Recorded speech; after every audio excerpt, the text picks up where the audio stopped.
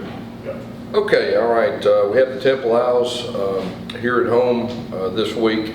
Originally, everyone knows we were supposed to have an off week. They had an off week, so I know they had that extra time to prepare. We've used our extra day or two to give our guys off before we started our routine, which I think is much needed. We did a little bit of recruiting, and then we did a little bit of evaluating, our own self, offensively, defensively, special teams. Just trying to get the best plan possible moving forward for the rest of the season. That was good to kind of watch us, and if we need to tweak some things, we did. When you look at Temple, really I think it starts with their defense. I mean, I'm very impressed. Statistically, one of the best defenses in college football at this point, especially in our conference. They do a really good job of eliminating big plays. They do a good job with their pressures and their fits and all that. They've had an extra week, and they got a new coach. I'm real impressed with him. He's been a good coach for a long time. You can tell his team takes on his personality. They had an extra week to prepare, so we got to be prepared for really anything and be able to adjust like you would almost like a first game of the year. Questions? Without having the full bye week, what had to be sacrificed? Was it maybe a few more days off? Was it recruiting? What weren't you able to do? we had one day that we really put aside for self-evaluation. You want 2 to 3 to really do a thorough job, whether it's tendencies or personnel or anything. A lot of times from a coach's standpoint, you get so wrapped up in the week-to-week game, and you get to catch your breath and look at everything and see what the other team's looking at. You can evaluate your schemes, what you're good at. Hey, we don't want to do that again. We need to do this more. A lot of times personnel too, you know a lot more about your personnel, of what you can do. And then some guys deserve more playing time too. So we were able to only spend one day doing that, but it was really good. And I think it'll help us, not just this game, but moving forward. Now that you've had time to evaluate John Rice points of performance, what did you think of overall first half and second half combined? Yeah, I mean, obviously we played really good in the second half. First half we missed a couple things, but you look at the things that he does. I mean, he gets us out of some negative plays. Even the first quarter, an average quarterback probably would have had negative plays. He made some positive things happen. A lot of times those things get overlooked, by the casual fan. But the second half he's very efficient. And, what's happening, I mean, he runs the ball extremely well, and teams are daring him to pass. And of course last week that was really good. I think it'll help us in the long run that we can do really whatever a defense gives us, because they just decided to stack everybody up. They weren't going to let him run the football, and in the second half we were able to be efficient with making them pay for that. Coach, you mentioned some self-evaluation or got that day in, and another kind of mantra you've gone with is that the great teams or the good teams improve later in the year. What areas of focus, what you can provide anyway, would you say were concentrated on the evaluation? Yeah, it was really just kind of looking at us and writing down, hey, what are we better at this particular play? Are we better right or left with this particular play? I mean, it goes into detail with that, so you can give your guys the best chance of being successful, the rest of the season. So, a lot of times it's really a lot of detailed things about what you need to do moving forward. You guys have already played 4 different days of the week. After this week, you guys are Saturdays the rest of the week. You guys are eager to get back to a kind of consistent game day time schedule. Yeah, I'm a big routine guy, and there's 0 routine so far. So, I'm ready to get to Saturdays, but it is what it is. Our guys have been very resilient. It doesn't make them any difference. They've done a great job with adjustments. I'm real proud of our team, especially last game. The hurricane and everything, the emotional and mental toll that takes, is not easy. And our guys were able to recover and do a good job with that. SMU had some extra days, so I was real proud of our team. So I know that playing on Thursday is not going to bother us. We're back kind of in routine. We had our Wednesday practice today, so within the days of the week, you stay within your game prep routine. How would you evaluate the contribution some of your freshmen have made so far this season? Yeah, I mean, we knew this was a very talented freshman group, and we're going to play our guys for the most part, and those guys have done a really good job. And my experience is freshmen second half of the season are no longer freshmen if they play. They start playing at a higher level, and these guys have done really a good job even up to this point. How important was last game for the passing game? Just get a lot of guys involved. Guys that really made an impact for the first time. Javon obviously had a great game, but after a couple low-key passing games.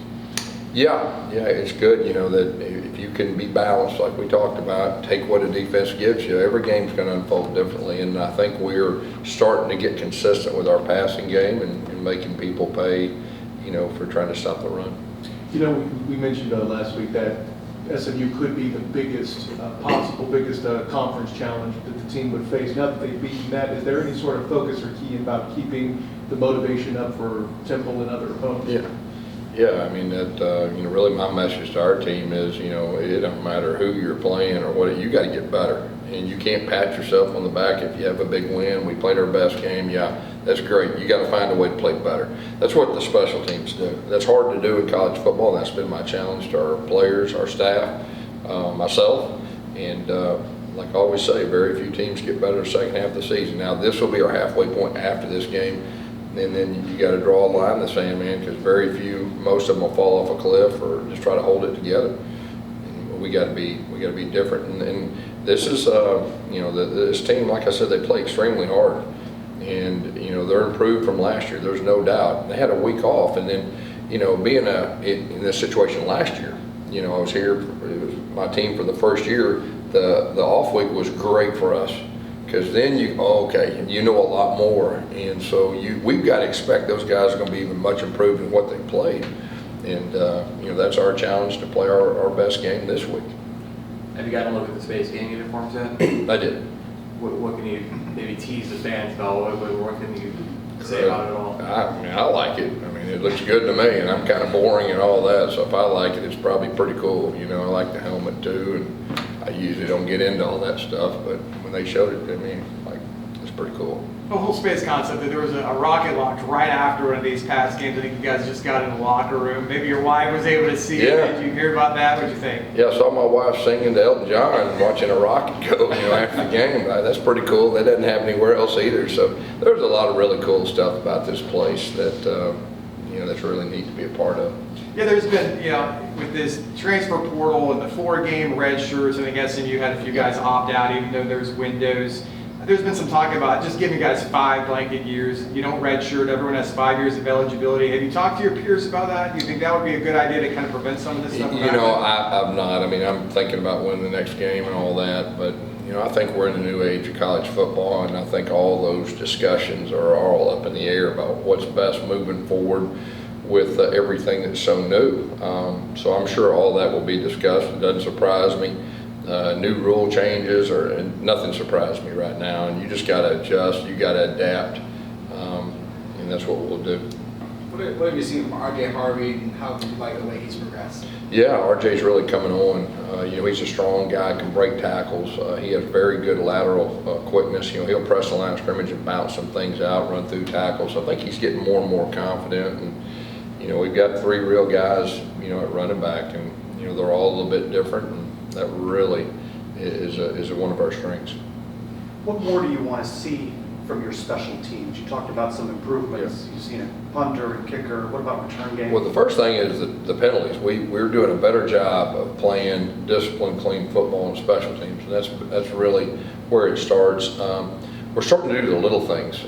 We had 2 punts down inside the 10-yard line last week, and we're catching punts at a better rate, not letting it bounce, and that hidden yardage, and so we're starting to do better. And I've said all along, I think we got a chance to be really good on special teams. I mean, Boomer, that's been a breath of fresh air with him coming in, just with the way he's done. He's a real confident guy, and he's done an unbelievable job. Our new punter is really getting the ball out quick and pushing the ball down the field. Osteen had the 2 inside the 10, and so we're starting to come together.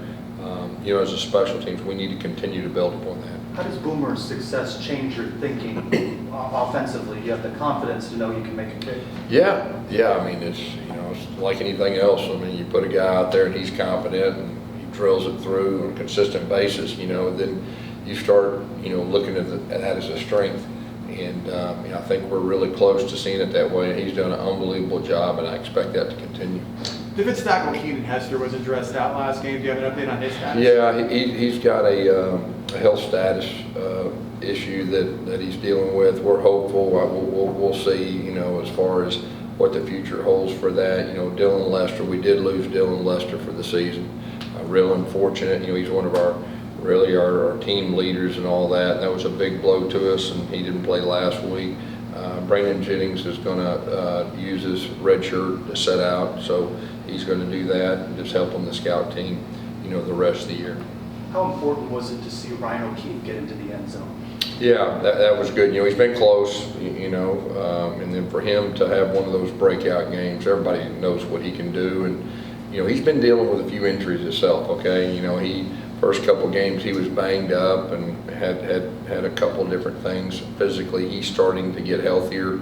I think that's really good for us. Their defense has seen such a variety of offenses this year, and they've consistently been really good, especially in the end zone. Just how impressive, with the focus of that group, just adapting to Their defense or our defense? Your defense. Yeah, our defense, I've been real impressed because you're exactly right. We've seen different kinds of offense. We've given up some yards from time to time, but, we're what, #1 team in the country in the red zone defense, and that's a sign of a real special group. And we've got so many veteran guys that understand situations, and they understand as the field condenses. And, I think our defensive staff's done a great job with that too, but we've seen a little bit of everything, and I think that'll help us, in the second half of the season.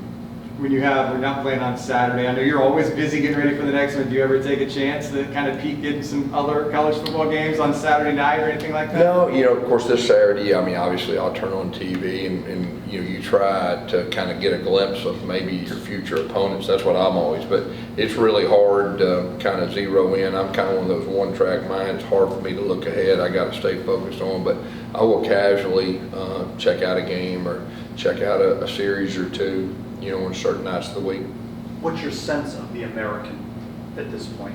There's some really good teams, and of course it's been that way for a long time, but, I think this conference, gets overlooked a lot of times with some really, really good teams, and there's some of those that, I think will be there towards the end. Like I said, we're going to get everybody's best shot, and we got Temple, and Temple's much improved, and we got to play good football, and really that's the only thing on our mind right now.